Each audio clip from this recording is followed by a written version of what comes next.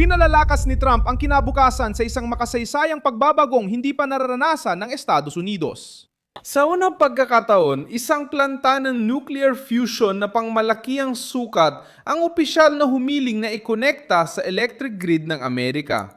Ngayong Sabado, ika-6 ng Hunyo 2026, mabigat ang balita. Hindi lang ito pangakong galing sa laboratorio, kundi teknolohiyang sinusubukang lumabas sa eksperimento at mapasama sa totoong infrastruktura ng enerhiya ng pinakamalakas na bansa sa mundo. Ipinasok ng Commonwealth Fusion Systems ang plantang ARC sa Virginia sa pila ng PJM, ang pinakamalaking kompetitibong network ng kuryente sa Estados Unidos. Eksaktong sa panahon na ang mga data center, artificial intelligence at mabibigat na industriya ay nangangailangan ng napakalaking dami ng matatag na enerhiya. Ipinapakita ng pagbabagong ito ang tindi ng labanan.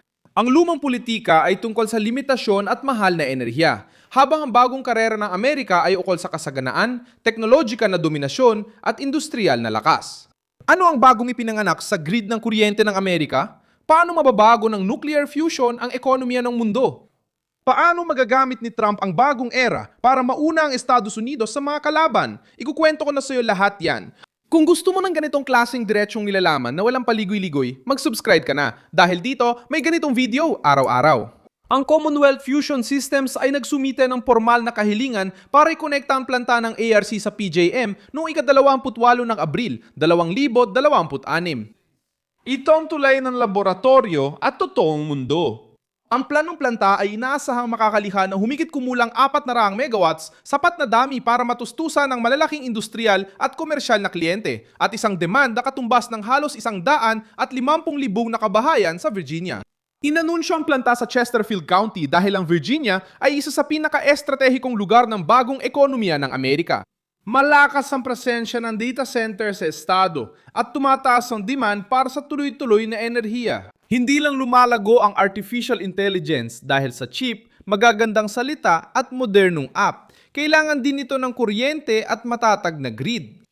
Kailangan nito ng matatag na pinagkukunan at ito ang dahilan kung bakit napupunta sa sentro ng labanan ng kapangyarihan ang nuclear fusion.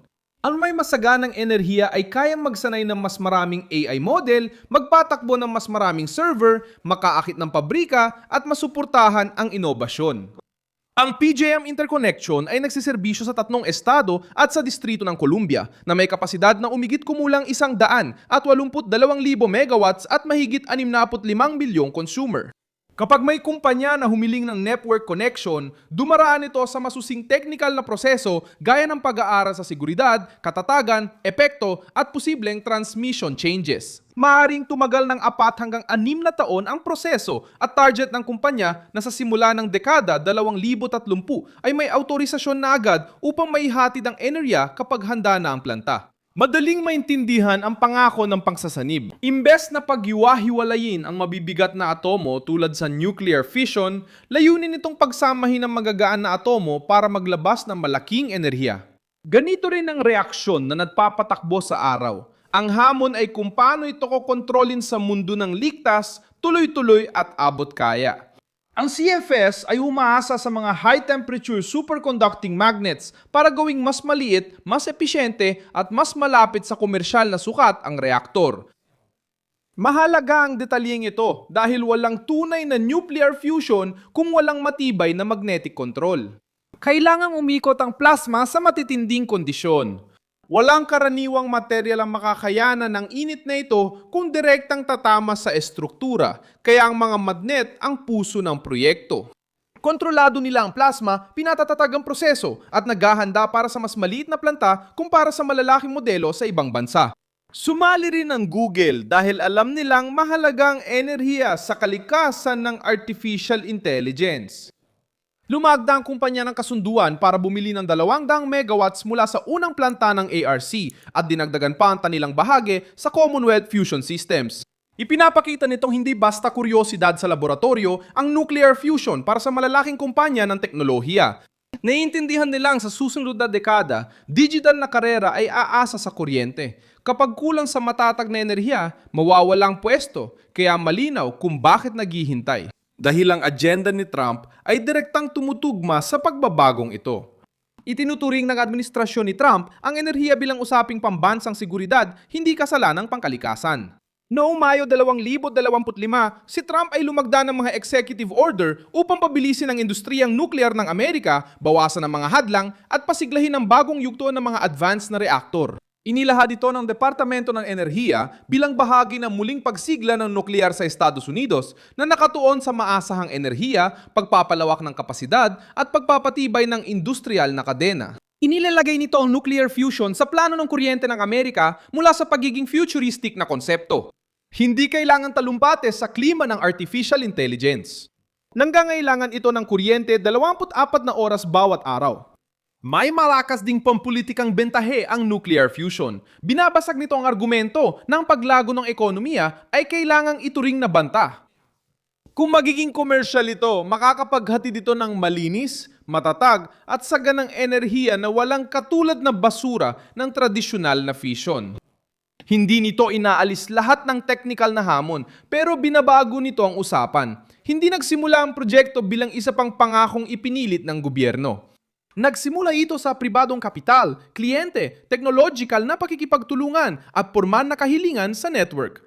Ang merkado ay nauna sa lumang politika sa pagtukoy ng halaga. Ngayon, mahalaga ang bilis. Nagmamadali ang kumpanya, sinusuri ng network, naghihintay ang kliyente at tumataas ang demand. Ito ang dahilan kaya maaring gawing advokasya ni Trump ang pagsulong na ito. Binabantayan nito ng China dahil nakikipag-agawan din sila sa enerhiya, teknolohiya at AI. Alam ng mga malalaging kapangyarihan na hindi apps lang ang magpapapanalo sa susunod na yugto ng ekonomiya. Mananalo rito ang may sapat na enerhiya para suportahan lahat ito. Pwedeng maging susi ang nuclear fusion sa bagong industriyang Amerikano, pero mangyayari lang ito kung malalampasan ng Estados Unidos ang sarili nitong kabagalan sa loob ng bansa.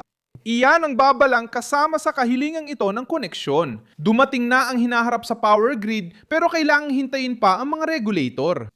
Pinapalakas ni Trump ang hinaharap dahil ang pag-unlad na ito ay tumutugma sa ideya ng enerhiya bilang kapangyarihan. Ang unang nuclear fusion plant na konektado sa grid ay hindi lang balitang pang-agham.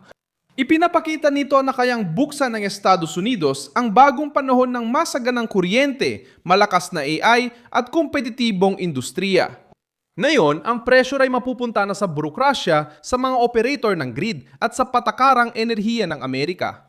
Naipasok na ng CFS ang proyekto sa pila. Nakuha na ng Google ang enerhiya.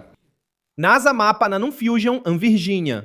Susunod, kailangan patunayan na gumagana ang makina kaya ng network at hindi lang sa papel ng Washington nakasalalay ang kinabukasan. Ako si Milson Alves Global, internacionalista at layunin kong bigyan ka ng tamang impormasyon araw-araw. Nasa video description ng mga balita. I-like ang video, mag-subscribe sa channel at basahin ang mga komento para maging mas aktibo sa komunidad ni Milson Alves.